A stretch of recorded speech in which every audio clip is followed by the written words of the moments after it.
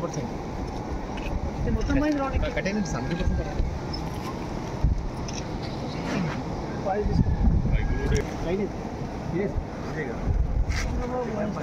Voice type తమ్ముడు అయినా కానీ మనకు గత్యంతరం లేదుగా. ఇప్పుడు ఇది నీళ్ళు తగ్గినా కానీ పోవడానికి దారం ఏది లేదు. దొంగలంతా కలిసి సలాకా చెప్పి వేరే పార్టీ వాళ్ళు మనం కూడా ఇంత గతంలో చేస్తే కూడా చెప్పి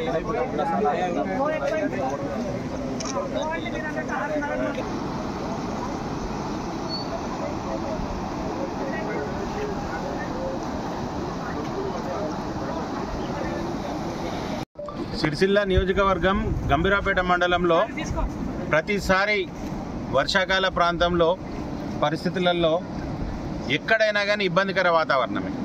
గత 10 సంవత్సరాల బీఆర్ఎస్ పాలనలో ఇక్కడ గంభీరాపేట మండలం నుండి సిద్దిపేట జిల్లాకు కానీ కామారెడ్డి జిల్లాకు కానీ కలిపే ప్రధాన రహదారి ఏదైతుందో దాంట్లో వంతెన రూపకంలో లింగనపేట కలుపుతున్న వంతెనను టెండర్ అయిన తర్వాత ప్రత్యామ్నాయం ఉంచిన తర్వాతనే ఇక్కడ బ్రిడ్జ్ కొనసాగించాల్సిన అవసరం ఉండే. కానీ ఏదైతే పాత రహదారి ఉన్నదో దాన్ని టెండర్ కాగానే కాంట్రాక్టర్ అనేట ఆయన డిస్మెంటల్ చేసి అందులో ఉన్న పాత సామాన్ని అమ్ముకున్నాడు ఫస్ట్. ఇప్పుడున్న పరిస్థితులల్లో గవర్నమెంట్ వచ్చి 9 నెలలు అయినా కానీ ఆ కాంట్రాక్టర్ అనేట ఆయన ఇంతవరకు పని స్టార్ట్ చేయలే. ఉన్న ఒక్క పిల్లర్ పోసినట్టు చేస్తే అది కూడా వంగిపోయే పరిస్థితి ఉన్నది. ఈ గంభీరాపేట ప్రజలు అటు సిద్దిపేట ముస్తాబాద్ మండలం పోదామన్నా కానీ ఇటు మాచారెడ్డి కామారెడ్డి జిల్లాకు పోదామన్నా కానీ మరి సరైన ఇక్కడ అవసరాలకు భిన్నంగా ఈ పరిస్థితులు ఉన్నాయి. మరి ఇక్కడ ఈ ఏదైతే వర్షపు నీరు తగ్గినా కానీ ఇక్కడ పోవడానికి దారి లేకుండా అయిపోయింది. ఇక్కడ ఉన్న పాత దారేమో కాంట్రాక్టర్ కూల్చేసిండు, కొత్త దారేమో రెడీ కాలే.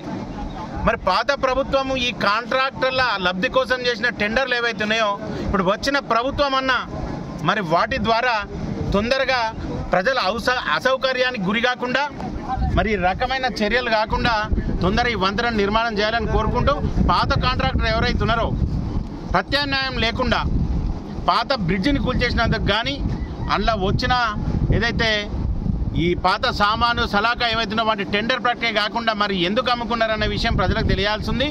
ఈ పరిస్థితులలో ఎంత తొందరగా అయితే అంత తొందరగా ఇప్పుడైతే ప్రభుత్వం ఏదైతే ఉందో ఈ బ్రిడ్జ్ నిర్మాణానికి సహకరించాలని కోరుతున్నాం. భారత్ మాతాకి జై. చరిత్ర కలిగినటువంటి ఈ గంభీరాపేట మండలానికి మరి ఈ ప్రధాన వంతెన ఏదైతే ఉన్నదో సిద్దిపేట నుండి కామారెడ్డిని కలిపేటువంటి ప్రధాన వంతెన మరి మా గంభీరాపేటకు సంబంధించినటువంటి ఎగువ మారే నుంచి వచ్చేటువంటి ప్రధాన రహదారి మీద ఉన్నటువంటి ఈ వంతెనను గతంలో కూడా మా భారతీయ జనతా పార్టీ ఆధ్వర్యంలో అనేక సార్లు ధర్నాలు రాస్తారోకోలు చేయడం జరిగింది. ఈ బ్రిడ్జిని పునర్నిర్మాణం చేపట్టాలని చెప్పేసానని మరి గతంలో కూడా చాలా సందర్భాలలో వర్షాలు పడితే ఆ వర్షాలకు ఒకసారి 2 సార్లు బస్సు కూడా ఇక్కడ పడిపోయినటువంటి దాఖలు అయితే మనం గతంలో చూసినాము. అదే రకంగా ప్రాణ నష్టం కూడా జరిగింది. మరి దాన్ని పునర్నిర్మాణం చేయాలని చెప్పేసి అంటే గతంలో ఉన్నటువంటి బీఆర్ఎస్కి సంబంధించిన మాజీ మంత్రి మరి దీన్ని టెండర్ ప్రక్రియ వేసినా అని చెప్పేసి చెప్పుడుతోనే వాళ్ళకి సంబంధించిన కాంట్రాక్టర్ను తీసుకొచ్చి ఇక్కడ చూపించుడుతుంటే మొట్టమొదటిగా ఈ బ్రిడ్జికి సంబంధించి పాత బ్రిడ్జికి సంబంధించి పూర్తి స్థాయిలో సలాకా అమ్ముకోవడం జరిగింది. మరి ఆ సలాకా టెండర్ వేయలే ఇప్పటి వరకు. దానికి సంబంధించి మరి ఏ రకంగా అమ్మిరో దానికి సంబంధించి ప్రజలకు తెలియజేయాల్సిన అవసరము ఇప్పుడున్నటువంటి ఈ ఎమ్మెల్యే పైన ఆధారపడి ఉన్నది. అదే రకంగా ఈ యొక్క నిర్మాణం ఏదైతే ఆగిపోయి ఉన్నదో ఈ గంభీరాపేటకు సంబంధించి అవతల సైడు చాలామందికి పొలాలు ఉన్నాయి, వ్యవసాయ భూములు ఉన్నాయి.